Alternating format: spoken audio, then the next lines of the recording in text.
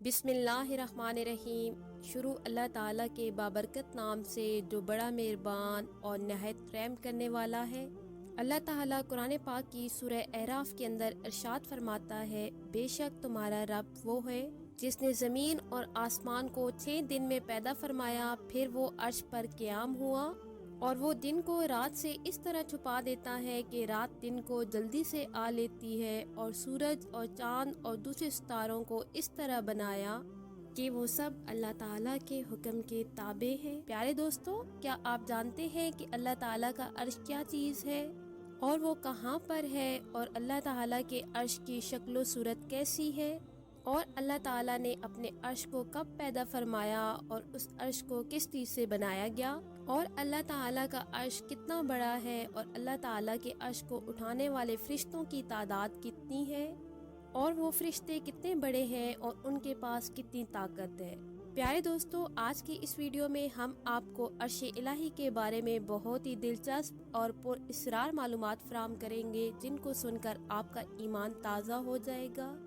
پیارے دوستو، جب کائنات کے اندر کوئی بھی چیز موجود نہ تھی اور کسی بھی چیز کو اللہ تعالیٰ نے تخلیق نہیں فرمایا تھا، اس وقت صرف اور صرف اللہ تعالیٰ کی ذات وحدہ لا شریک موجود تھی۔ اللہ تعالیٰ نے اپنی ذات کے بعد سب سے پہلے جس کو تخلیق فرمایا، اللہ تعالیٰ کے پیارے حبیب حضرت محمد مصطفیٰ صلی اللہ علیہ وآلہ وسلم کی ہستی تھی۔ اللہ نے سب سے پہلے اپنے نور میں سے ہی اپنے پیارے حبیب حضرت محمد مصطفیٰ صلی اللہ علیہ وآلہ وسلم کے نور کو تخلیق فرمایا۔ اس کے بعد کل کائنات کو بنایا گیا۔ اسی طرح اللہ تعالیٰ نے اپنے حبیب حضرت محمد صلی اللہ علیہ وآلہ وسلم کے نور کو پیدا فرمانے کے بعد سب سے پہلے جس مخلوق کو پیدا کیا وہ اللہ تعالیٰ کا عرش ہے۔ لہٰذا جس طرح اللہ تعالیٰ کی وحدانیت پر، اللہ تعالیٰ کے انبیاء پر اور فرشتوں پر ایمان لانا ضروری ہے، اسی طرح اللہ تعالیٰ کے عرش پر بھی ایمان لانا ضروری ہے۔ اس پر ایمان لائے بغیر کسی بھی مسلمان کا ایمان مکمل نہیں ہو سکتا۔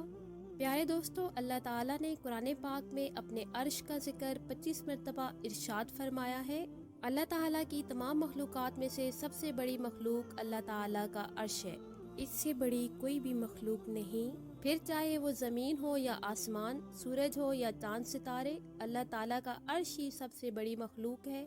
اور یہ سائز کے اعتبار سے سب سے زیادہ بڑا ہے۔ جیسا کہ روایات میں آتا ہے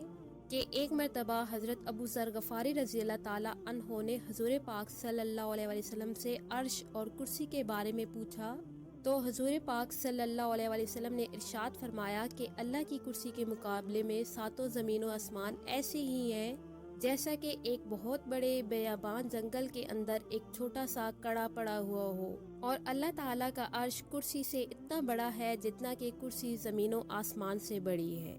پیارے دوستو، اللہ تعالیٰ کا عرش اتنا بڑا ہے کہ اس کا اندازہ اس بات سے لگایا جا سکتا ہے کہ اللہ تعالیٰ کے عرش کے سامنے 7 زمین و آسمان اور اللہ تعالیٰ کی کرسی اس طرح ہے جس طرح ایک نقطہ ہو۔ اور ایک دوسری روایت کے اندر حضرت محمد مصطفیٰ صلی اللہ علیہ وآلہ وسلم نے ارشاد فرمایا کہ اللہ تعالیٰ کا عرش اتنا بڑا ہے کہ اس کی حقیقت صرف اللہ تعالیٰ ہی جانتا ہے، اللہ تعالیٰ کے سوا کسی کو بھی اس کا علم نہیں۔ پیارے دوستو، اللہ تعالیٰ کے عرش کی شکل و صورت کیسی ہے تو اس کے بارے میں روایات میں آتا ہے کہ حضرت محمد مصطفیٰ صلی اللہ علیہ وآلہ وسلم نے ارشاد فرمایا کہ عرش 7 آسمان سے اوپر ہے اور اس کی شکل گنبد کی طرح ہے۔ آپ صلی اللہ علیہ وآلہ وسلم نے اپنے ہاتھوں سے گنبد کا اشارہ کیا ہے۔ اس کی صورت گنبد کی طرح ہے، جیسے ایک گنبد نے اپنے نیچے والی تمام چیزوں کو گھیرا ہوا ہوتا ہے، اسی طرح اللہ تعالیٰ کے عرش نے بھی تمام کائنات کو گھیرا ہوا ہے۔ عرش الہی سے کوئی بھی چیز باہر نہیں۔ اللہ تعالیٰ کے عرش کو یہ فضیلت حاصل ہے کہ اللہ تعالیٰ نے اس کو اپنے دست قدرت سے تخلیق فرمایا، جیسا کہ حضرت ابن عمر رضی اللہ تعالیٰ عنہ بیان فرماتے ہیں کہ اللہ تعالیٰ نے 4 چیزوں کو اپنے ہاتھوں سے پیدا فرمایا، جن میں سے ایک اللہ تعالیٰ کا عرش ہے، دوسرا اللہ تعالیٰ کا قلم، اور تیسرا حضرت آدم علیہ السلام، اور چوتھا جنت عدن ہے۔ اس طرح ان 4 چیزوں کو یہ فضیلت حاصل ہے کہ اللہ تعالیٰ نے ان کو اپنے ہاتھوں سے پیدا فرمایا، اور باقی تمام مخلوقات کو اللہ تعالیٰ نے لفظ کن سے پیدا فرمایا۔ چنانچہ اللہ تعالیٰ نے حکم فرمایا کن یعنی ہو جا، تو تمام مخلوقات پیدا ہو گئی۔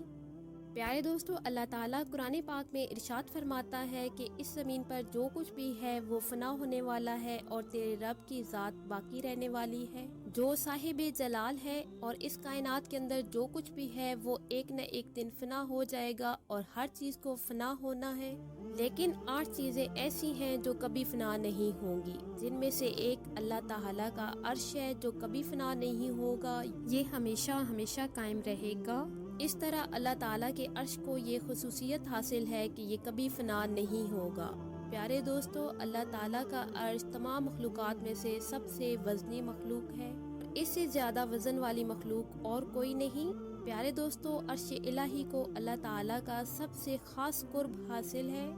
اور اس سے زیادہ کوئی بھی چیز اللہ تعالیٰ کے قریب نہیں۔ پیارے دوستو، جس طرح ہر تخت کے پائے اور پہلو ہوتے ہیں، اسی طرح اللہ تعالیٰ کے عرش کے بھی پائے اور پہلو ہیں،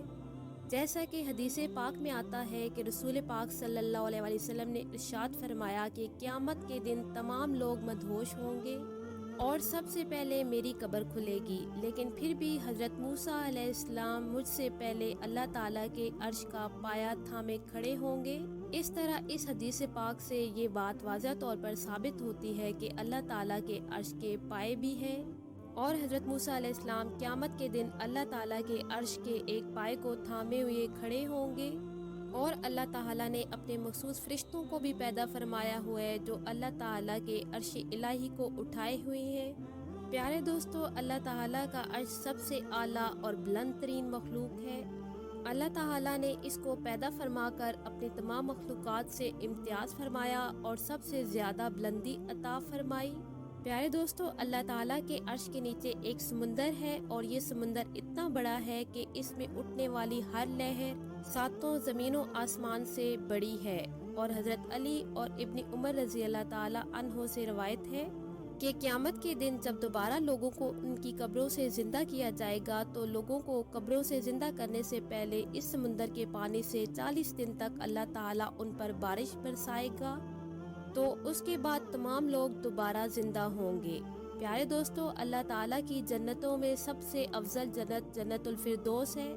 اور اللہ تعالیٰ نے اس افضل جنت کی چھت اپنے عرش کو ہی بنایا ہے۔ یہ جنت صرف اللہ تعالیٰ کے مقرب ترین بندوں کو حاضر ہوگی، جیسا کہ رسول پاک صلی اللہ علیہ وسلم نے ارشاد فرمایا کہ جب بھی تم اپنے رب سے جنت مانگو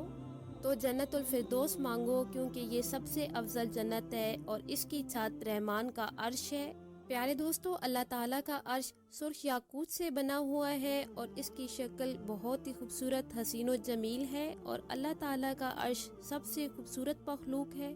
اللہ تبارک و تعالیٰ کے عرش کو اٹھانے کے لیے اللہ تعالیٰ نے اپنے 4 فرشتوں کی ڈیوٹی لگائی ہوئی ہے جو کہ اللہ تعالیٰ کے عرش کو اٹھائے ہوئی ہیں۔ اللہ تعالیٰ سورہ غافر میں ارشاد فرماتا ہے کہ وہ فرشتے جو اللہ تعالیٰ کا عرش اٹھائے ہوئے ہیں وہ اللہ تعالیٰ کی حمد و ثنا بیان کرتے ہیں اور اس کی پاکی بیان کرتے ہیں، مومنوں کے لیے استغفار کرتے ہیں۔ اسی طرح اللہ تعالیٰ کے عرش کے ارد گرد بہت سارے فرشتے ہیں جو ہر وقت اللہ تعالیٰ کی حمد و ثنا بیان کرتے رہتے ہیں، جیسے کہ اللہ تعالیٰ قرآن پاک میں ارشاد فرماتا ہے کہ تو دیکھے گا کہ فرشتے عرش کے گرد گھیرا ڈالے ہوئے ہیں اور اللہ تعالیٰ کی پاکی بیان کرتے ہیں اور اس کی تسبیح پڑھتے رہتے ہیں۔ پیارے دوستو، اللہ تعالیٰ کا عرش اٹھانے والے فرشتے اتنے بڑے ہیں کہ اگر 7 سمندروں کا پانی ان کے انگوٹھے کے ناخن میں رکھ دیا جائے تو ایک قطرہ بھی نیچے نہ گرے،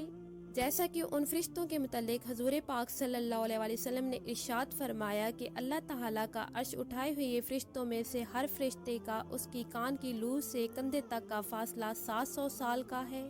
پیارے دوستو، اس بات کا اندازہ اس بات سے بخوبی لگایا جا سکتا ہے کہ جب اس فرشتے کی کان کی لو سے کندھے تک کا فاصلہ اتنا زیادہ ہے تو یہ فرشتہ خود کتنا بڑا ہوگا۔ تو جب یہ فرشتہ اتنا بڑا ہے تو اللہ تعالیٰ کا عرش کتنا بڑا ہوگا جس کو 4 فرشتے اٹھائے ہوئے ہیں۔ پیارے دوستو، اللہ تعالیٰ کی پاکیزہ ذات ہماری سمجھ سے بالا تر ہے، اور جب اللہ تعالیٰ کے عرش اتنا بڑا ہے تو ذات الہی کتنی بڑی ہوگی یہ اللہ تعالیٰ ہی جانتا ہے۔ اللہ تعالیٰ سے دعا ہے کہ اللہ تعالیٰ ہمیں اپنی حمد و ثنا بیان کرنے کی توفیق عطا فرمائے اور دوسروں کے لیے آسانیاں پیدا کرنے کی بھی توفیق عطا فرمائے۔ آخر میں اگر آپ کو آج کی ویڈیو اچھی لگے تو لائک اور شیئر کر دیں، اور اگر آپ چینل پر نیو ہیں تو چینل کو سبسکرائب کر دیں تاکہ مزید اسلامی معلومات اور واقعات کی ویڈیوز آپ تک پہنچ سکیں۔